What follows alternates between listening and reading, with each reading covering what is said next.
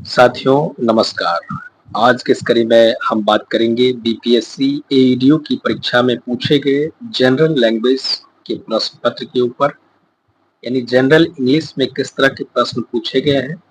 प्रश्न पत्र के साथ साथ जो है आपको उत्तर भी बताई जाएगी। आगे बढ़ने से पहले यदि आप इस चैनल पर नए हैं तो चैनल को लाइक, शेयर और सब्सक्राइब जरूर कर दें। तो चलिए देख लेते हैं कि बीपीएससी एईडीओ की परीक्षा में जो है जनरल इंग्लिश में आज यानी 20 अप्रैल को जो है किस तरह के प्रश्न पूछे गए। सेट नंबर क्यू है, देख सकते हैं। चलिए प्रश्न पत्र की ओर चलते हैं। तो देख सकते हैं कि पहला प्रश्न है कि what according to the author dominated western ideals.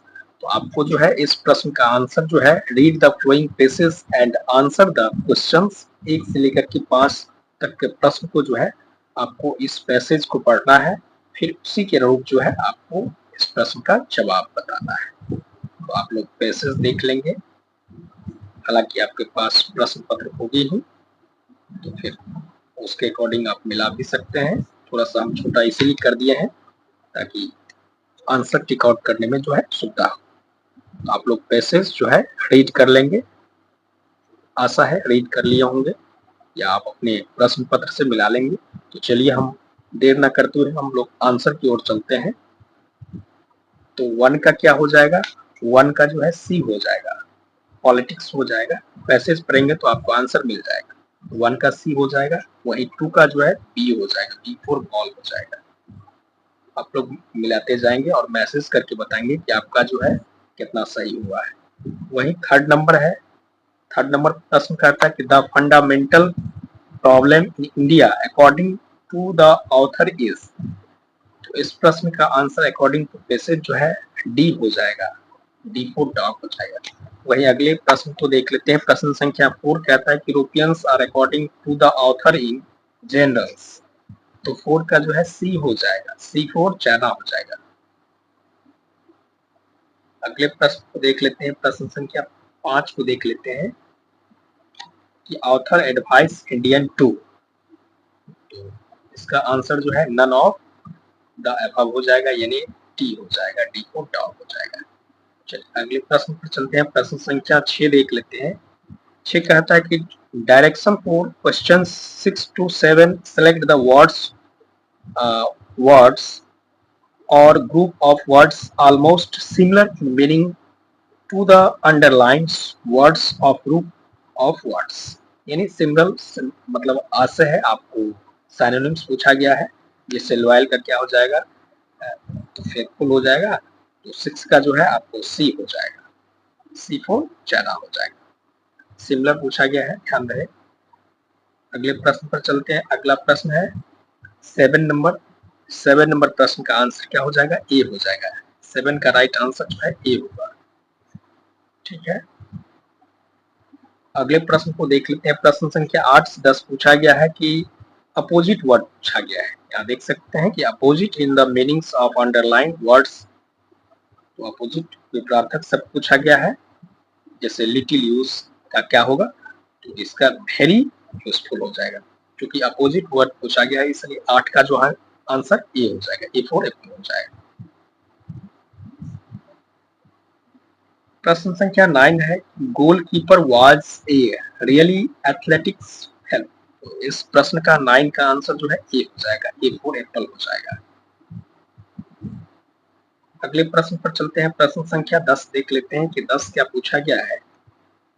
तो 10 नंबर प्रश्न कहता है कि I am thoroughly disappointed in you.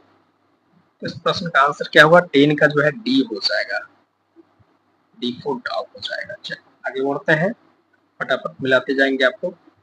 अगला प्रश्न है कि choose the most correct option in answering the फ्लोइंग्स।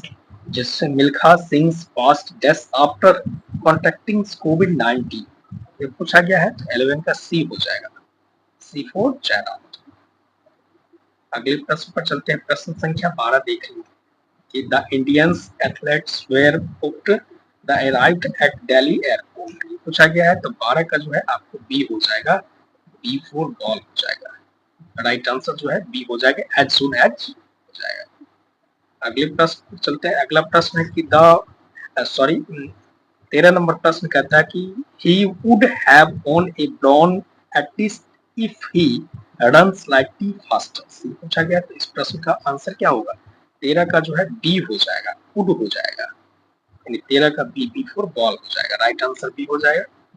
अगले प्रश्न को देख लेते हैं। प्रश्न संख्या 14 है कि shall we go dash take our lunch outside today। तो 14 का भी बी हो जाएगा, बी फॉर बॉल हो जाएगा, यानी आउट हो जाएगा।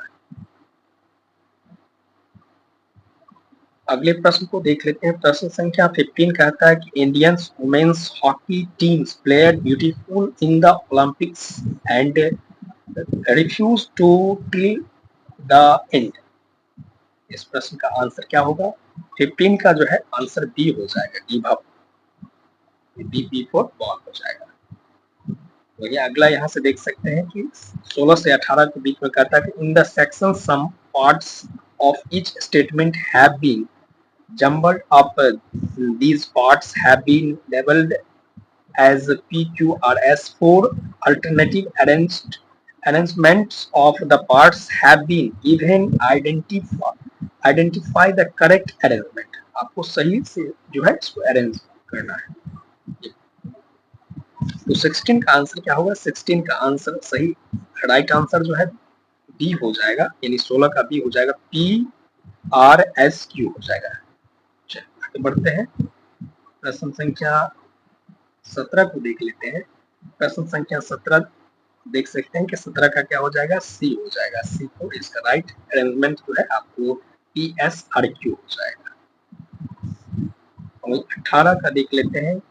18 नंबर प्रश्न का आंसर क्या होगा? तो 18 नंबर प्रश्न देख लेंगे आपको, 18 का बी हो जाएगा, यानी एस राइट अरेंजमेंट जो है SQPR हो जाएगा, 18 का बी हो जाएगा। वही 19 नंबर प्रश्न कहता है कि active voice in the flowing sentence, choose the active voice in the flowing sentence. Active voice को जो है चूज करना है। तो 19 का राइट आंसर क्या होगा? 19 का राइट आंसर बी हो जाएगा, यानी बी फॉर बॉल हो जाएगा। अगले प्रश्न पर चलते हैं। अगला प्रश्न कहता है 20 नंबर के choose the passive voice in the flowing sentence. Passive voice का चयन करना है। 20 का आंसर जो है ए हो जाएगा, ए फॉर एप्पल हो जाएगा। आगे बढ़ेंगे। अगला प्रश्न है कि choose the correct indirect speech of the flowing sentence. 21 number प्रश्न का आंसर जो है सी हो जाएगा, सी फॉर ज्यादा हो जाएगा। आगे बढ़ते हैं। अगला प्रश्न है कि choose the correct sentence. Correct sentence का चयन करना है। तो 22 का आंसर क्या हो जाएगा? 22 का आंसर जो है वो बी हो जाएगा, बी फॉर बॉल हो जाएगा। आगे बढ़ते हैं। प्रश्न संख्या 23 देख लेते हैं। 23 कहता है कि choose the appropriate superlative degree for the flowing sentence, यानी सुपरलेटिव डिग्री का जो है चेक करना है। तो 23 का जो है 23 का आपको बी हो जाएगा, राइट आंसर 23 का क्या होगा? बी हो जाएगा, बी फॉर बॉल हो जाएगा। अगले प्रश्न पर चलते हैं। अगला प्रश्न है choose the correct conjunction in the flowing sentence. तो 24 का जो है 24 का डी हो जाएगा, 24 का राइट आंसर जो है डी हो जाएगा, हाउ हो जाएगा। आगे बढ़ते हैं। 25 नंबर प्रश्न को देख लेंगे। 25 नंबर प्रश्न कहता है कि choose the appropriate verbs to grammatically complete the sentence. इस प्रश्न का आंसर जो है 25 का डी हो जाएगा, हैड बीन हो जाएगा। क्या होगा? हैड बीन हो जाएगा। आगे बढ़ते हैं। प्रश्न संख्या 26 से 30 में कहा गया है कि read the flowing poems and answer the questions from 26 to 30 that follow. यानी आपको जो है पैसेज को पढ़ना है, कविता को पढ़ना है, फिर देन आपको आंसर देना है।